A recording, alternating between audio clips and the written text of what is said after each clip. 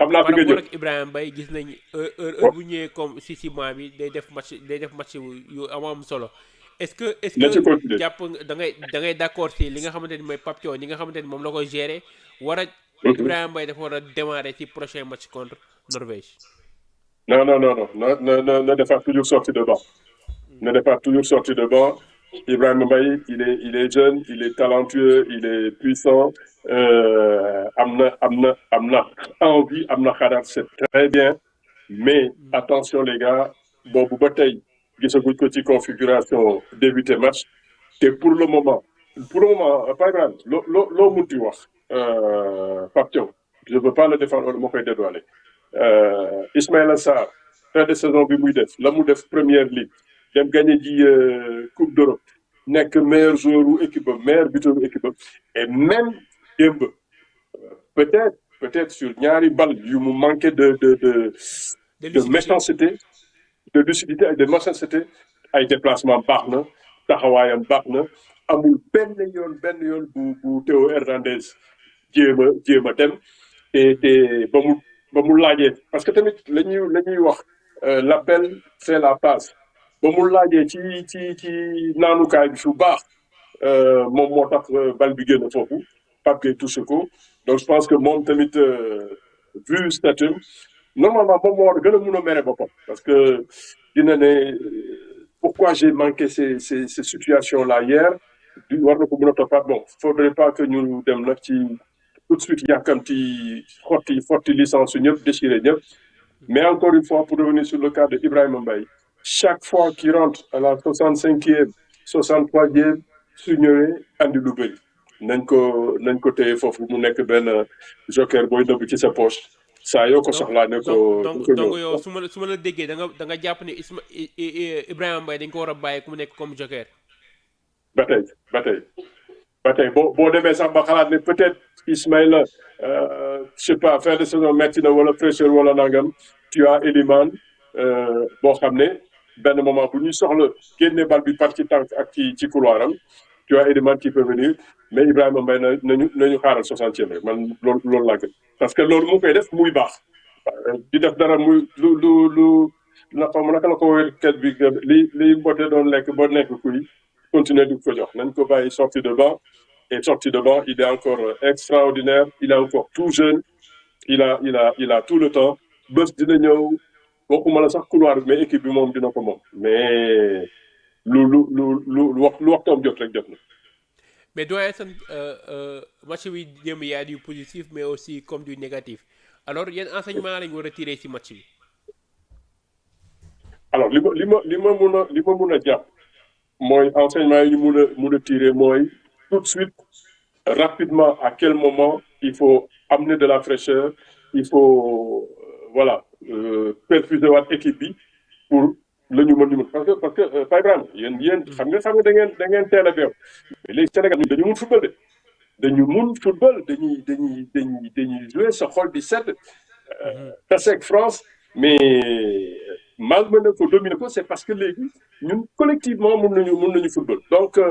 loolu lenn rek moo ñu dab démb mooy benn moment dañu sonn benn moment affaire bi métti na ci ñun loolu nag Pape il a encore 4 jours pour xool naka la et je vois sax que tey entraîné wuñu donc ça veut dire que peut-être charge bi bëri na coono bi métti na jarul nga fi reer nit nañ leen bàyyi ñu digérer entre suba ak samedi ñu xool lu ñu def et puis deux soit semaine prochaine tranquille donc moi je pense que il y a pas grand-chose à changer il faut garder ces certitudes là maintenant leneen lu ma mën a wax aussi Pape Ibrahima Kalidou defe naa la mu ëppee Pape Thiaw expérience ci équipe nationale kii fas dawu ko xaw malan ci ban yoon Gana Gueye la mu ëppee expérience Pape Thiaw ci sélection bi ñoom tamit war nañu mun de temps en temps ñoom malgré entraîneur bi benn moment ñu sentir ne attention coach la nga ma doon laaj def naa ko mais fii laa mun a yem ñooñu mun nañ ko jàppale moi je pense que boo dégloo la réaction de Kalidou Koulibaly après match moom nee na Fatick bi dem dafa feeñ ci match bi muy moom muy Gana Gueye muy Pape Gueye. waaw loolu kon nag loolu enseignement boobu doy na ñëpp maintenant naka la ñuy récupérer bàyyi leen ñu digérer ba dellu soit parce que finalement tout de suite ak défaite bi suñu deuxième match c'est presque un match couperé et man ñooñu dama leen di seetaan démb su ma sax du ma leen seetaan parce que man ñooñu doole bi ñu am ak seen qualité athlétique ak physique il faudra que ñu négocier ak ñoom bu baax comme on dit bloquer lépp te bu ñu amee nag tuuti yelwaan ñu bañ ko këpp lu ñu fa jëkk a for jiitu leen ci naanukaay bi après contenir leen ba mun a am désillusion incha allah. Pape Thiaw a repéré un diamant au niveau de cet entrejeu de l'équipe nationale du Sénégal muy Bara Sapoko Ndiaye bi nga xamante ni moom moo nekk Bayern. bi nga xamante ne Sénégalais yëpp ñoo ngi doon réclamer démb pour Pape Thiaw mettre ko dans le bain yow da nga gisee ne le coach Pape Thiaw nan la ko war a mën a gérer pour mu apporter ñu lu positif si match yi nga xamante ni moom la ñu xaar contre Norvège ak Irak parce que am na loo xamante ni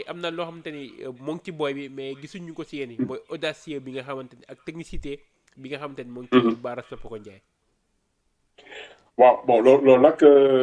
nag liggéeyu sélectionneur bi la je pense que de temps en temps benn grain d'audace nga def ko ci groupe bi du wàññi dara ci da ngay yokk cere dolli ñeex on l'a vu ak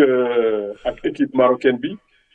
Boadi personne ne le connaissait on le connaît en championnat de France personne ne l'attendait mais titulaire premier match en sélection premier match en Coupe du Monde mais il a été extraordinaire loolu tam nag loolu ay ci Pape lay dépendre mais je vois que Pape su ma ko xoolee bu baax daf muy niru ku loyal il est très loyal il veut pas faire mal il veut pas briser alors que nag à un moment il faut savoir faire des choix moi Bara Sapoko comme ni nga waxee moi je demande à voir man nag beneen Sénégalais ku nekk bëgg na gis ba xam ci yenn situation yi lan la mun a andi mais bon ça aussi comme je dis il a encore du temps et encore comme li ñu gis démb ak lecture bi pourquoi pas à un moment bi nga xam ne Gana mu ngay def lépp Pape Gueye yéex ça veut dire que peut-être ci milieu terrain bi mun nañ ci apporter benn touche bu bees écoute pourquoi pas lui d'autant plus que malheureusement Habib Diarra a fait une rentrée très très quelconque hier fekk na match bi jaxasoo na le temps de retrouver ses repères et tout il a eu des difficultés prestation Lamine rentrée Habib ça peut permettre à Bara Sapoko ñëw ñu xool lan la am je serai pas contre. démb gis ku ne seen suñu adversaire bi di ñëw muy Norvège démb moom digganteem ak Irak mu dóor ko 4-1 alors ban gis-gis nga am si équipe Norvège yi lan nga jàpp ne moom mooy seen force ak seen faiblesse. je l'ai vu athlétiquement ak puissance physique xam naa ne loolu la ñuy ñëw imposer la parce que malheureusement lu tax ñëwee pour ñoom Irakais yi li ma leen gisee ñoom tam dañu bëggoon répondre physiquement bu ma xanteeg gars yi bëree jéeg gars yi seen football amul calcul mais moi je pense que une bonne lecture tactique ak une bonne organisation d'un bon bloc defe naa ne mën nañ leen contenir empêcher leen ñu am ballon parce que hier quand même ils étaient un peu trop tranquilles Iraniens ils se sont jetés à la gueule du loup pour Irakiens yi du moins pour aller chercher toujours une égalisation un but et loolu soo ko defee bàyyi espace alaan ci sa ginnaaw daf lay fetel et yaakaaruma ne Pape dina def erreur boobu donc il faudra leur boucher comme d'habitude nëbb leen espace yëpp def leen comme première période bi ñu def contre France fexe ba du ñu am fenn fu ñu bënne et après derrière suñu amee dara ci kanam encore une fois bi yoon moom ñu mottali ko